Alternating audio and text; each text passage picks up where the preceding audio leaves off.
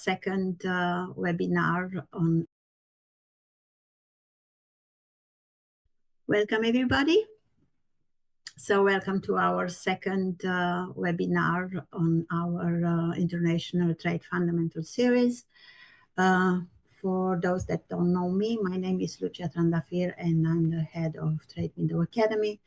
And today we are going to talk about payment terms.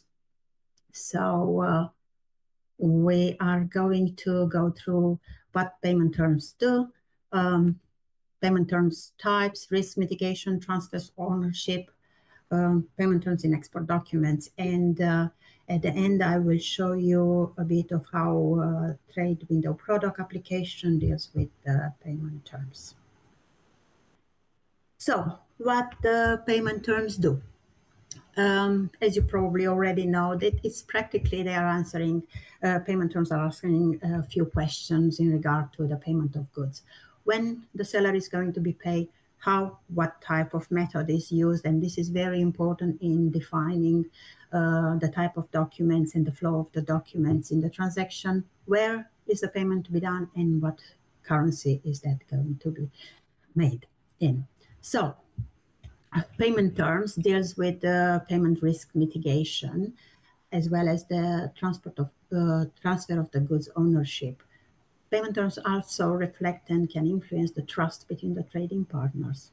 So when we talk about risk mitigation, we talk about credit risk, which is the risk related to the ability of the buyer or the buyer bank to pay the seller. A buyer or a bank may have credit issues due to liquidity problems or bankruptcy. This is also known in the industry as commercial risk, and as well as transfer risk. So this risk is related to ability of a country to transfer the funds to the seller. So a country may not be able to transfer the funds due to various reasons like political instability, war, or even like government action. So this type of risk is known in industry in various has various names like political risk, economic risk, or country risk. Most of the time is used as country risk. And when we look into this diagram of the risk, we see that the risk of the seller is increasing as we go from the prepayment, which is the most favorable payment terms for the seller, down to the open account, which is the most favored payment terms for the buyer, having in between payment terms which have various level of risks for both the seller and the buyer. And we are going to talk a little bit in details about each of them as we go through the webinar. So what else the payment terms do? Like we said, it's talking about the transfer of goods ownership. The goods ownership normally should be stated in the sales contract, and the partners could decide when that happens. Could be at the shipment arrival, on the invoice date, and the various payment dates, and so on. However, when the sales contract does not specify this, then the fallback position is that the ownership transfer to the buyer is going to happen according to the payment terms. So on one hand, we have the open account and prepayment when the ownership is transferred at delivery risk transfer, according to our Incoterm in the transaction. And for all the other payment terms is for the payment, at the payment moment, because these payment terms, the rest of the payment terms, enable the seller to withhold the bill of lading, being the document of title. So here in this diagram, you see that if you can retain the ownership of title, retain the document title, then you can withhold the bill of lading. Therefore, the transfer of ownership is happening on payment or on acceptance of the payment, depends on the payment terms.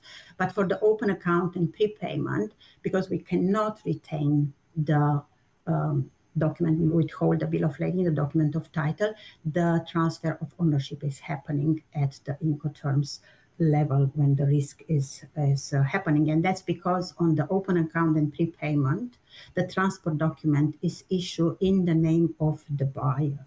So that document, that transport document, is not a negotiable transport document. Only the bill of lading is the negotiable transport document. Now, when we talk about documents that are specific for various payment terms, we have some documents which are issued differently or they have a different flow. As I just told you about the transport document, the bill of lading is the document of title, that it is a negotiable document, and the transfer of goods ownership can be linked with the passing of the bill of lading from the seller to the buyer. And this is a very important document in a transaction. Whoever holds this document can even unsold the goods in transit. The invoice, again, is a payment document for all payment terms. So we'll refer to the payment terms within the document. You will have the due dates specified on the payment remittance details and other details related to the payment. And the bill of exchange, which is a specific document for some payment terms, the ones that involve banks. And this is a negotiable instrument. It is used in the documentary collection and documentary credit payment terms, and is practically is a document that is used to undertake the drawee responsibility to pay a certain date. So let's have a look through some of the payment terms and see how they are used, what their advantages, disadvantages, how we can minimize the risk, and how documents are flowing in each of the payment terms. Choosing the right payment terms does confer to the seller the possibility to get their money on the goods in an effective way. So in prepayment is an effective risk mitigation payment term where there is practically no mutual trust between the seller and the buyer. That's why I said that the payment terms does reflect the trust between the trading partners. It will provide absolute security of payment to the seller. The disadvantages is that it's a potential for losing sales because it's not a very competitive payment terms. Prepayment is generally the least competitive payment, and is particularly effective in a seller's market or when the goods are made to order or cannot be unsold easily. How do you minimize the buyer risk and making sure that you have a good trading relationship? It's by offering either an open account or a documentary credit with a credit in standby, or negotiate the prepayment position, and when the prepayment starts, once the goods are shipped already, or having a standby credit underneath. The documentations covering this shipment are sent directly to the buyer as per the sale contract, so they can claim the goods from the carrier. The next, just a sec. Okay, I think my slide is slow. Okay, the next one that I want to talk to you about is the open account.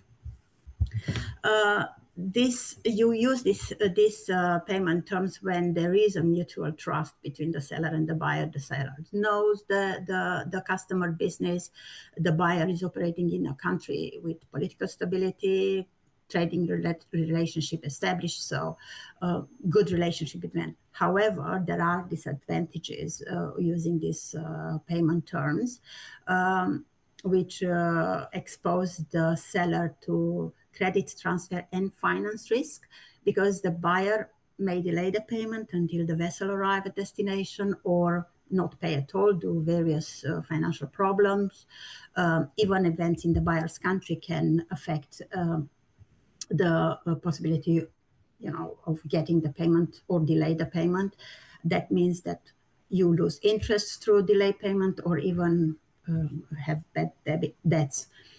How do you minimize risk when you use this open account? Is it's always important to verify the creditworthiness and reliability of the buyer before you sign the contract, and knowing the market, knowing the commercial, political, or legal environment in the market.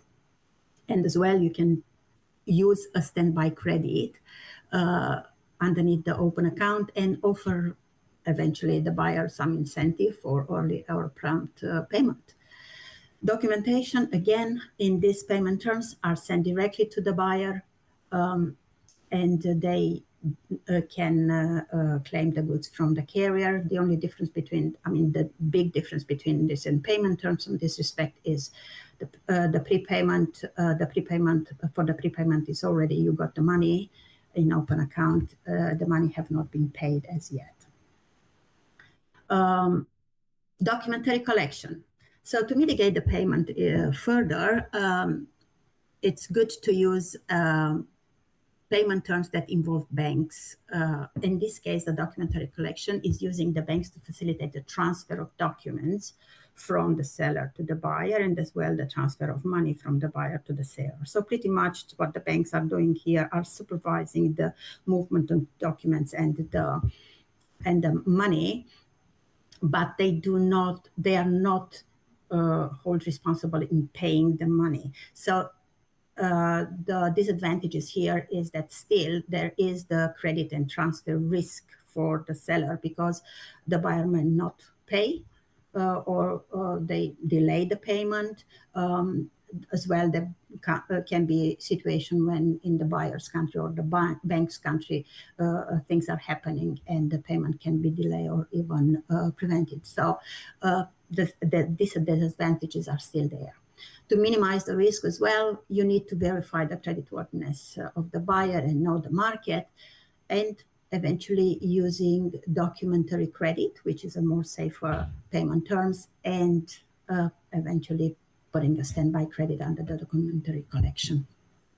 From the documentation point of view, under this particular payment term, the documents covering the shipment are sent into the remitting bank, which is your bank, and which sends the documents to the collecting bank, the buyer's bank, and they are seeking the acceptance of the documents from the buyer, and which can collect the documents from the bank upon payment if the term of documentary collection is at sight, money against the documents, or accept the payments if that's at term. And this is when the bill of exchange is coming into place, because the buyer will undertake the payment at a certain date, the due date on the bill of exchange for the transaction.